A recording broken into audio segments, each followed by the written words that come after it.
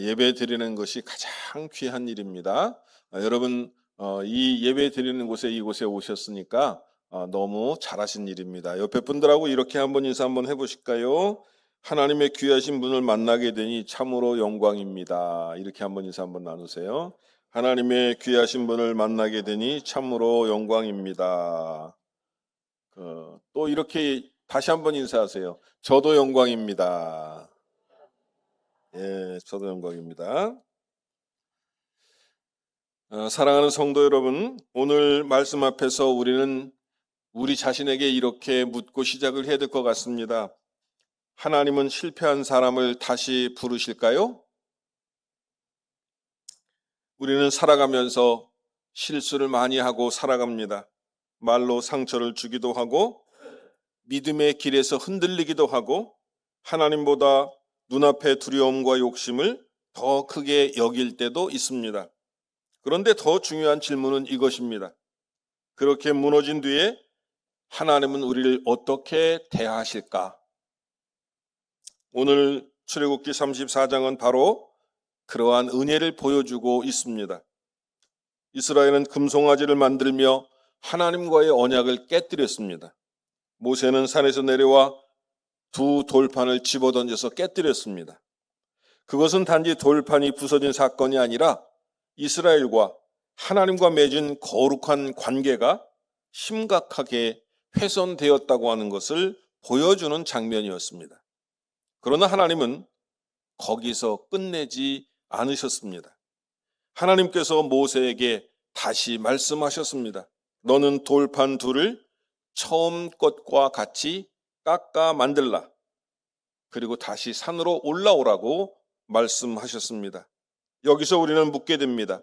왜 하나님은 두 번째 돌판을 주시려고 하시는 것입니까? 이스라엘이 자격이 있어서가 아닙니다. 백성이 완전히 달라졌기 때문도 아닙니다. 하나님의 언약 때문에 그렇게 하신 것입니다. 하나님은 죄를 가볍게 여기시지는 않으시지만 회복의 길 또한 닫아버리는 분이 아니십니다. 심판하시는 하나님이면서 동시에 긍휼을 베푸시는 하나님이십니다. 깨어진 관계를 다시 세우시는 분인 것입니다. 출애굽기 34장 6절에서 하나님은 하나님 자신을 이렇게 선포합니다. 6절의 말씀 한번 보여주실까요? 다 같이 한번 읽어보실까요? 시작. 여호와께서 그의 앞으로 지나시며 선포하시되 여호와라 여호와라 자비롭고 은혜롭고 노하기를 더디하고 인자와 진실이 많은 하나님이라. 하나님께서 하나님 자신에 대해서 말씀해 주고 계신 장면입니다. 하나님은 어떤 속성을 가지셨는가? 하나님은 그리스 철학에 나오는 신들처럼 변덕쟁이가 아닙니다. 하나님은 죄 앞에서 거룩하시지만 회개하는 백성에게 은혜를 베푸시는 분입니다.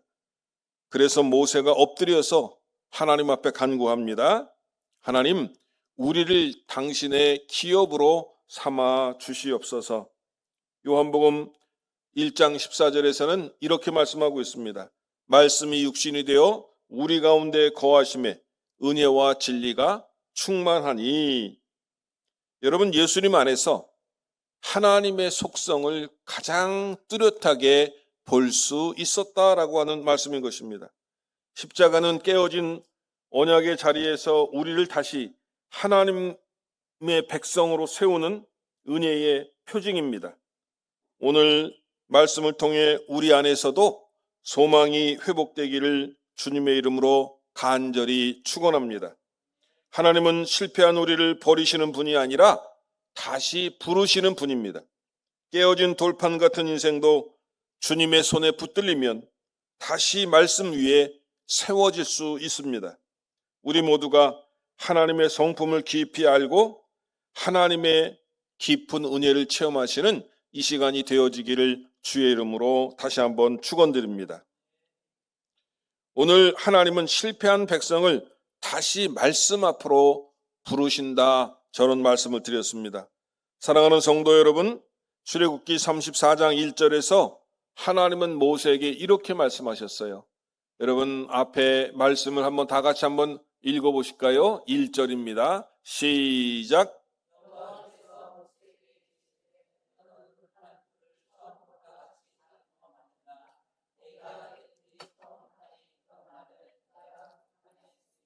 아멘. 여기 하나님께서 뭐라고 말씀하셨습니까? 돌판 둘을 처음 것과 같이 깎아 만들라. 여러분 하나님께서 처음 것은 하나님께서 깎으셨어요. 그리고 하나님께서 친히 하나님의 손으로 글을 쓰셨다고 했습니다. 그런데 하나님은 뒤끝이 좀 계신 것 같아요. 오늘 성경을 보니까 내가 깨뜨린 돌판 이렇게 말씀하고 있습니다. 무슨 얘기입니까?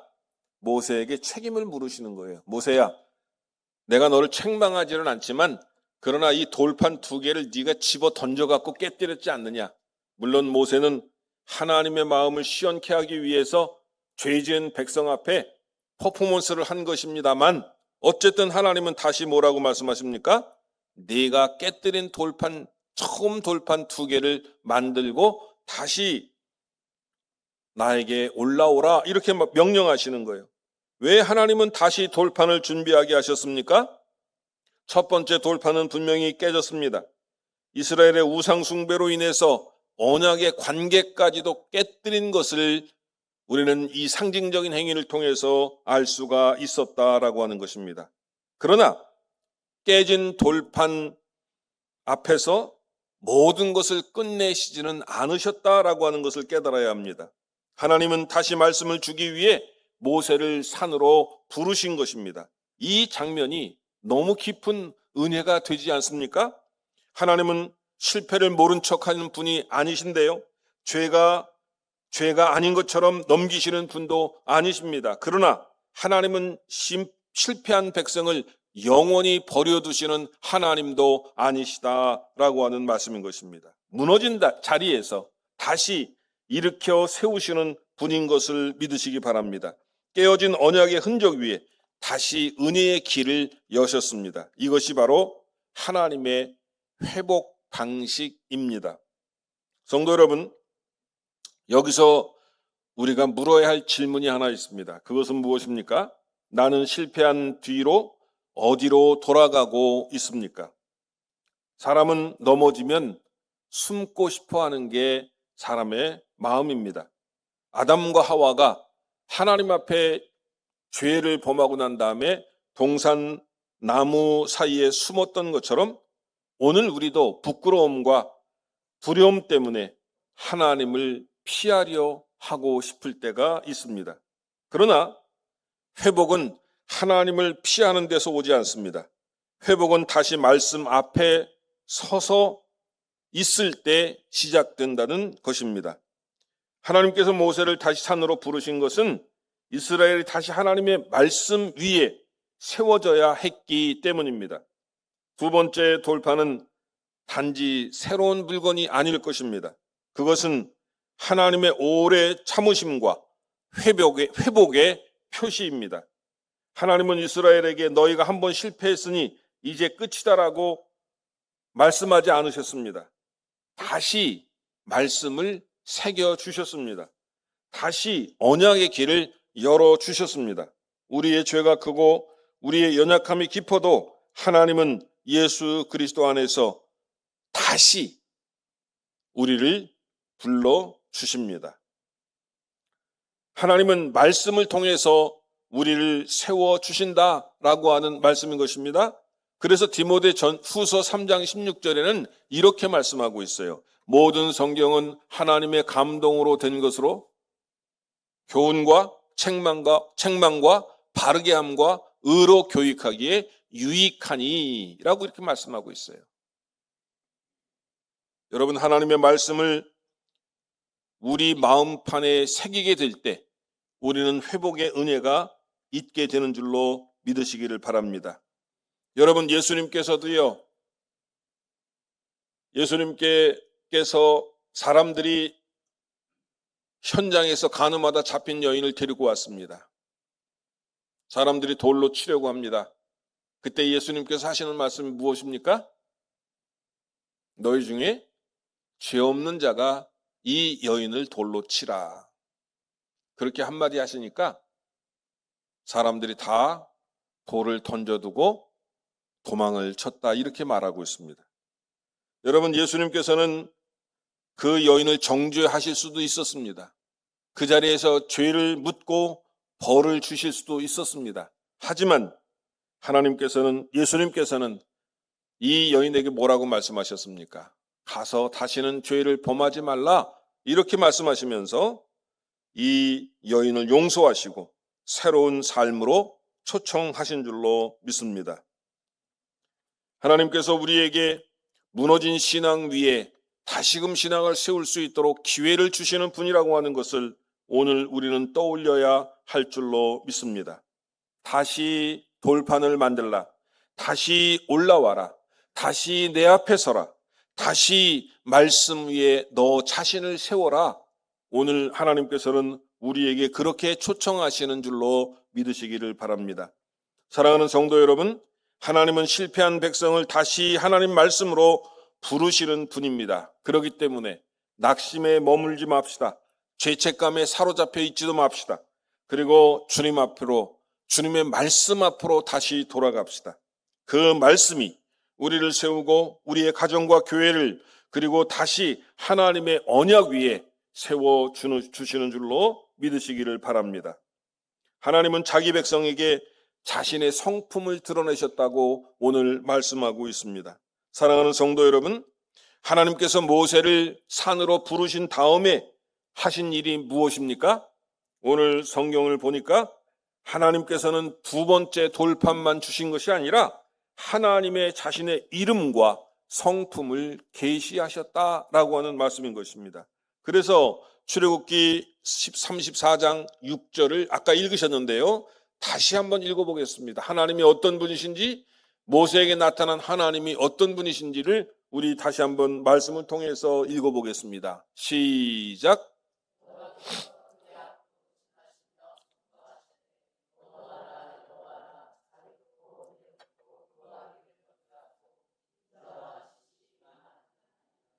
하나님의 존재와 하나님의 성품을 말씀하고 있는데, 여호와라고 하는 말씀은 여러분 출애굽기 3장 4절에 말씀한 것처럼 나는 스스로 있는 자니라 라고 하는 말이 여호와라고 하는 단어입니다. 그런데 스스로 계시면서 그분은 어떤 분이신가 라고 하는 것을 나타내 주고 있는데, 오늘 여기 성경에 보니까 이렇게 말씀하고 있어요. 여호와는 자비롭고 그리고 은혜롭고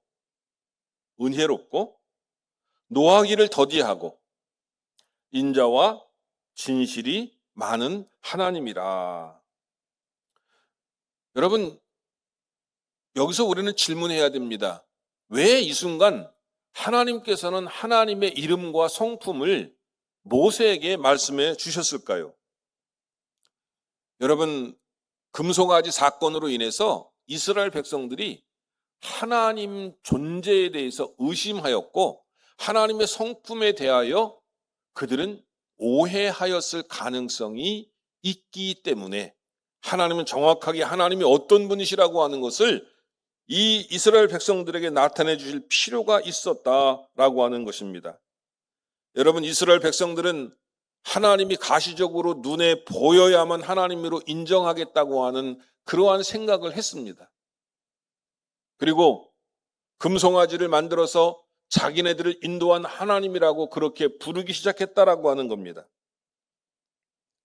하나님을 기다리지 못하고 가시적인 것으로 만들어 놓고야만 이스라엘 백성들에게 하나님은 하나님이 어떤 분이신지를 계시해 주는 것이 필요하다고 생각하셨을 것입니다. 여러분, 하나님이 어떤 분인지 우리가 다 알 수는 없지만 우리는 하나님이 어떤 분이신지를 알고 살아가는 것이 우리의 인생에 크게 도움이 되는 줄로 믿으시기를 바랍니다. 성도 여러분, 우리도 하나님에 대해서 종종 오해합니다. 하나님을 저 멀리 계신 심판자처럼 생각하실 때가 있어요. 거룩한 보좌에 앉아갖고 야, 너는 이거 잘못해서, 너는 저거 잘못해서 맨날 잘못만 따지는 그런 하나님의 모습을 가지고 있을 수도 있습니다. 믿음의 사람들이라 할지라도 이 일이 잘 될 때는 하나님이 살아계신 것처럼 여겨지지만 이 일이 어려움에 처할 때에는 하나님은 나를 지금 외면하시는구나 이렇게 생각이 들 때도 있을 것입니다. 그러나 하나님은 상황에 따라서 그분의 성품이 변하시는 것이 아닙니다. 하나님은 여전히 자비롭고 하나님은 여전히 은혜로우시고 하나님은 노하기를 더디하시고 인자와 진실이 많으신 하나님이시다라고 하는 말씀을 우리는 기억해야 합니다. 나는 하나님의 이 성품을 알고 신앙생활을 하고 있습니까? 여러분, 우리는 흔들리는 삶 속에서 하나님의 이 성품을 붙잡고 믿음으로 살아가야 될 줄로 믿습니다. 하나님께서는 34장 7절의 말씀에 하나님께서 악과 과실과 죄를 용서하시지만 형벌받을 자를 결코 면제하지 않으신다고 말씀하고 있습니다. 여러분, 7절 말씀도 하나님의 성품에 속하는 말씀입니다. 같이 한번 읽어보실까요? 시작.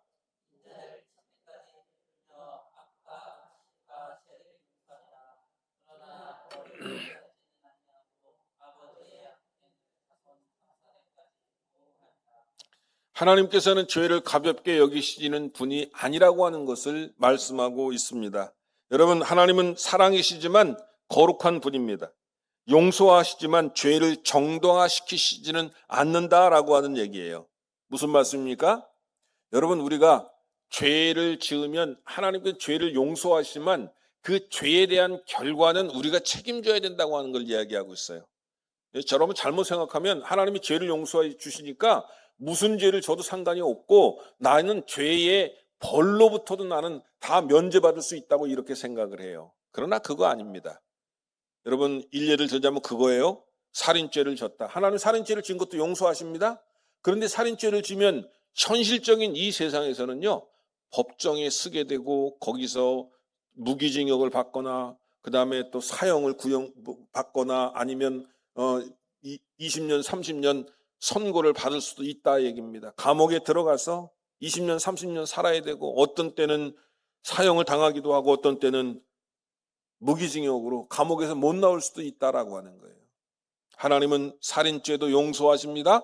하지만 살인죄의 그 벌은 우리가 치러야 된다고 하는 것을 말씀하고 있는 것입니다. 로마서 3장 26절은 예수님을 통해서 우리들에게 이렇게 말씀해 주고 있습니다. 자기도 의로우시며 또한 예수 믿는 자를 의롭다 하려 하심이라. 여러분, 하나님의 사랑만 보여주는 것이 아니라 하나님은 공의도 보여주시는 하나님이시다라고 하는 거예요. 죄를 가볍게 여기지 않았습니다.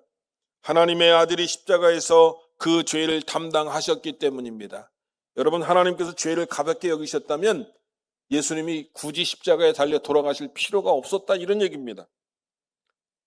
죄인을 버리지 않기 위해서 예수님께서 십자가에 다시 돌아가셨고 그리고 다시 새로운 삶으로 우리를 초청한 줄로 믿으시기를 바랍니다. 하나님을 바르게 알면 우리의 기도가 달라집니다. 두려움 때문에 숨는 기도에서 은혜를 붙들고 나아가는 기도로 바뀝니다. 자기 의의를 내세우는 기도에서 긍휼을 구하는 기도로 변하게 됩니다. 하나님을 이용하려고 하는 마음에서 하나님의 뜻에 순종하려고 하는 마음으로 바뀌게 된다. 이런 말씀인 것입니다. 여러분, 모세가 하나님의 성품을 들었을 때의 취한 행동은 무엇이었습니까? 오늘 성경을 보니까 모세가 서서 있다가 급히 무릎을 꿇고 그리고 하나님 앞에 엎드려서 기도하는 장면이 나옵니다. 하나님을 참으로 알게 되면 하나님 앞에 엎드리지 않을 수 없다고 하는 말씀인 것입니다.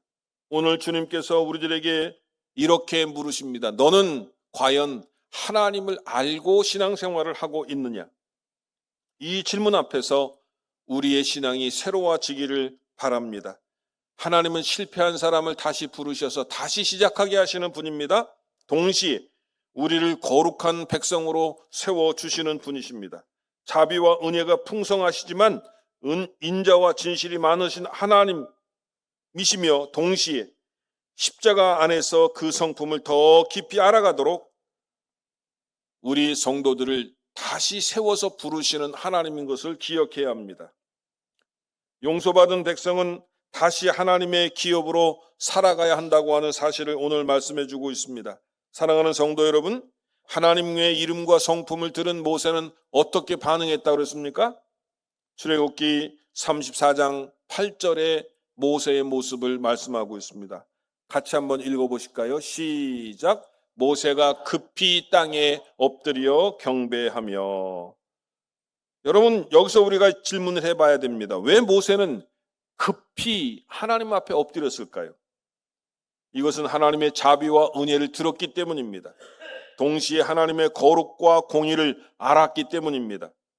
하나님을 참으로 만난 사람은 하나님을 가벼운 태도로 대할 수 없다라고 하는 사실입니다. 은혜 앞에서는 감사로 엎드리고 거룩 앞에서는 경외함으로 낮아집니다. 모세는 경배한 뒤에 이렇게 기도합니다. 오늘 34장 9절의 말씀입니다. 여러분 다 같이 한번 읽어보실까요? 시작. 이르되 주여 내가 주께 은총을 입었거든 원하건대 주는 우리와 동행하옵소서. 이는 목이 뻣뻣한 백성이니이다.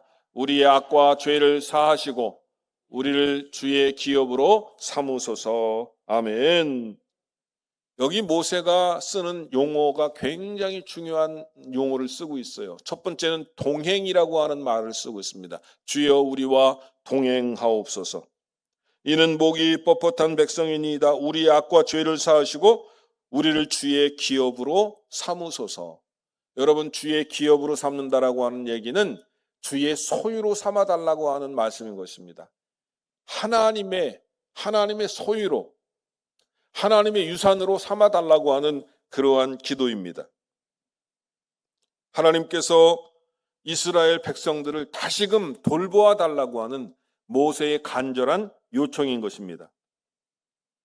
이스라엘 백성들이 죄를 지었지만 이제 하나님께서 다시 관계를 회복시키시고 그리고 하나님의 백성답게 다시금 세워주시옵소서라고 하는 그러한 기도인 줄로 믿으시기를 바랍니다. 사랑하는 성도 여러분, 용서는 죄의 기록만 지워지는 것이 아닙니다. 용서는 새로운 소속으로 들어가는 은혜입니다. 하나님께서 모세를 통하여 기도하게 하신 것이 무엇입니까? 당신의 기업으로 삼아달라고 하는 기도입니다. 하나님의 것이 되기를 소원합니다. 나는 주님의 것입니다 라고 그렇게 고백할 수 있는 그러한 존재가 되게 해달라고 하는 간절한 간구인 줄로 믿으시기를 바랍니다. 여러분, 나는 하나님의 소유답게 살아가고 있습니까? 하나님께서 나를 용서하시고 그리고 영원한 천국으로 인도하시는데 나는 과연 하나님의 것으로 인정하고 있습니까? 유행가 가사에 그런 말이 있죠. 내 인생은 나의 것입니다. 그런데 예수 믿는 사람들은 그 유행가 부르면 안 됩니다. 왜 그렇습니까? 내 인생은 나의 것이 아닙니다. 하나님의 것이에요.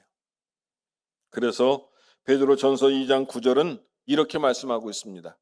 택하신 족속이요 왕같은 제사장들이요 거룩한 나라요 그의 소유한 백성이다 라고 그리스도인들의 정체성을 말씀하고 있습니다. 그렇기 때문에 우리는 우리의 인생을 하나님의 소유답게 살아야 될 줄로 믿습니다. 오늘 여기 성경에 모세는 목이 뻣뻣한 백성이라고 말씀하고 있습니다.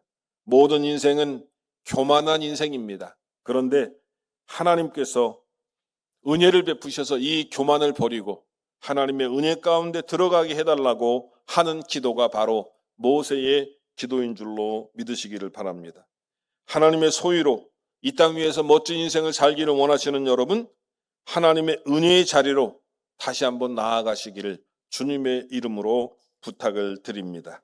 오늘 우리가 하나님의 소유로서 이 세상에 나아가서 멋진 인생, 복된 인생을 살아가시기를 다시 한번 주님의 이름으로 축원합니다.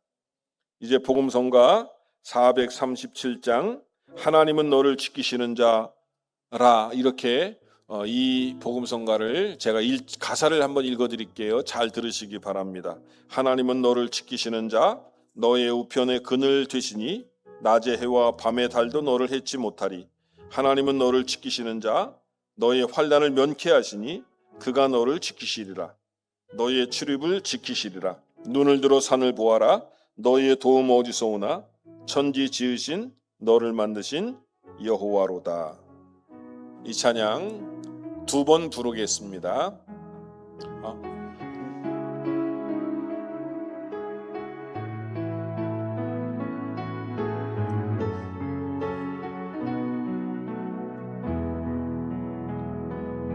하나님은 너를 지키시는 자, 너의 우편에 그늘 되시니 낮의 해와 밤의 달도 너를 해치 못하리. 하나님은 너를 지키시는 자, 너의 환난을 면케하시니 그가 너를 지키시리라. 너의 출입을 지키시리라. 눈을 들어 산을 보아라. 너의 도움 어디서 오나? 천지 지으신 너를 만드신 여호와께로다. 하나님은 너를 지키시는 자, 너의 우편에 그늘 되시니 낮의 해와 밤의 달도 너를 해치 못하리. 하나님은 너를 지키시는 자, 너의 환난을 면케하시니 그가 너를 지키시리라. 너의 출입을 지키시리라. 눈을 들어 산을 보아라. 너의 도움 어디서 오나? 천지 지으신 너를 만드신 여호와께로다. 눈을 들어 산을 보아라. 너의 도움 어디서 오나? 천지 지으신 너를 만드신 여호와께로다. 우리 하나님 앞에 간구하면서 이 시간 통성으로 주여 믿습니다 하시고 한번 하시고 통성으로 기도하겠습니다. 주여 믿습니다. 할렐루야. 아버지 하나님 감사합니다. 우리를 다시금 말씀으로 회복시켜 주시옵소서. 하나님 말씀 위에 서는 자가 되게 하여 주시옵소서. 하나님의 성품을 알고 하나님 믿음으로 이 세상에서 살아갈 수 있도록 인도하여 주시옵소서. 하나님은 자비롭고 은혜로우시며 아버지 인애와 긍휼이 크신 분이신 것을 아버지 알게 하시고 아버지 믿음으로 하나님을 믿음으로 살아갈 수 있도록 인도하여 주시옵소서. 하나님 용서받은 하나님의 백성으로 하나님의 기업으로 살게 하여 주시옵소서.